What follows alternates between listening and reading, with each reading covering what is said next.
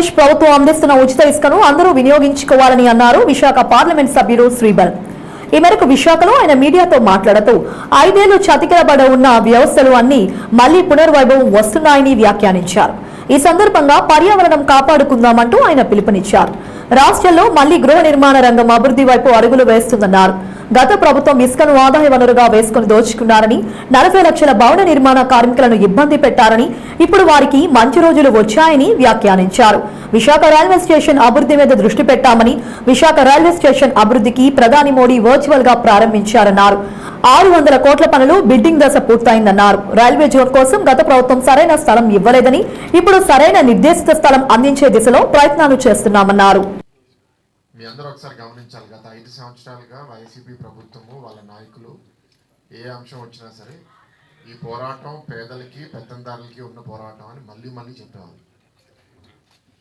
ఇసుక గత ప్రభుత్వం అంటే తెలుగుదేశం ప్రభుత్వంలో ఉన్నప్పుడు ఫ్రీగా ఉండేది.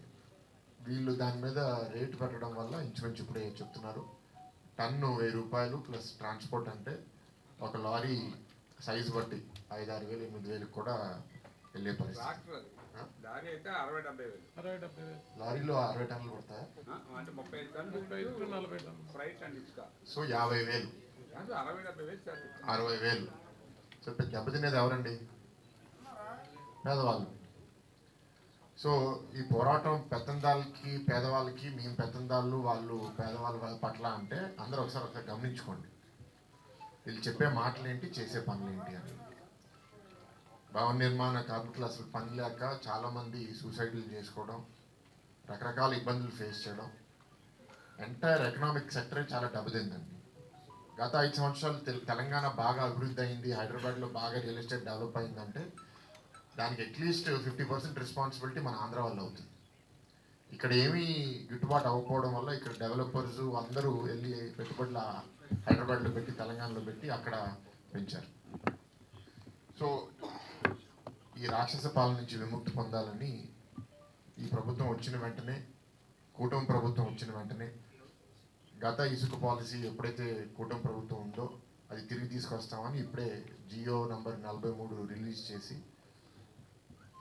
ఇసుక అనేది ఫ్రీగా ఉచితంగా అందరికీ దొరికే విధంగా చేయడం అనేది మీ అందరం అభినందిస్తున్నాము. మా పార్టీ తరఫున కూడా మా కూటమి తరఫు నుంచి కూడా ఈ డిసిషన్ అనేది అభివృద్ధికి చాలా దారి చూపించాలని కోరుకుంటున్నాం. ఎంత డబ్బులు దొబ్బేశారు అనేది వేరే ఎస్టిమేట్స్ ఉంటాయి. ఇందాక బాబ్జీ గారు అన్నట్టు 50,000 కోట్లు, ఇంకో దగ్గర 10,000 కోట్లు, ఎగ్జాక్ట్ అనేది ఇప్పుడు కొంచెం అనాలిసిస్ చేస్తే తెలుస్తుంది. అంతేకాకుండా వీళ్ళు డబ్బులు తినడమే కాదు, ఎన్వైరన్మెంట్ని కూడా బాగా డ్యామేజ్ చేశారు.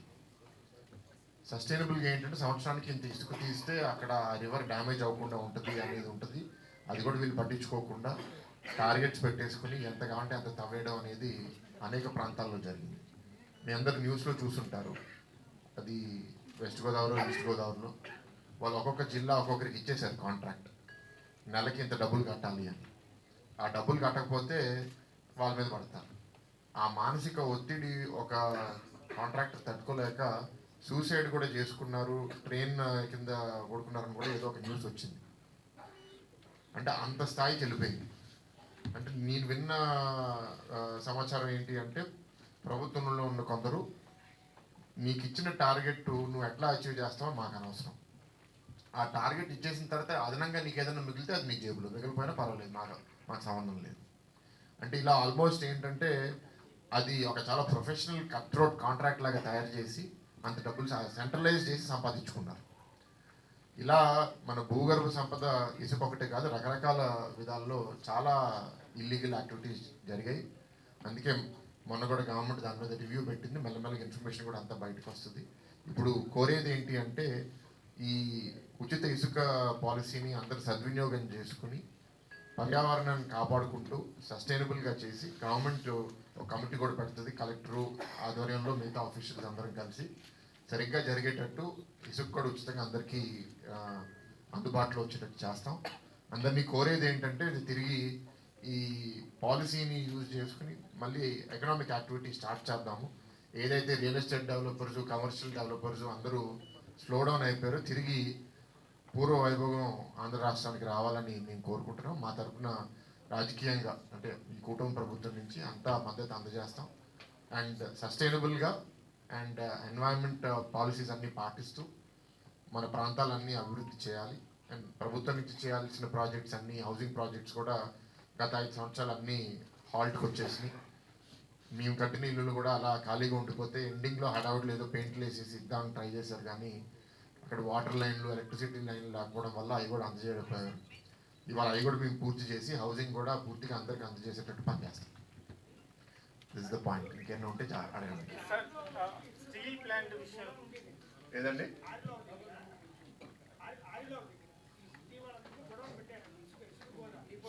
స్టాక్ పాయింట్ ఉండే సార్ అక్కడ. ఇది రిస్టోర్ చేస్తే అందుబాటులో ఉంటుంది అండి. అంటే సిటీ వాళ్ళకి ఉత్సవంలో ఉండేది. విల్ టేక్ ఇట్ అప్ అండి. Okay, next. Sir Visakha steel plant విషయంలో నేను చెప్పేసిన మీరు చెప్తారు.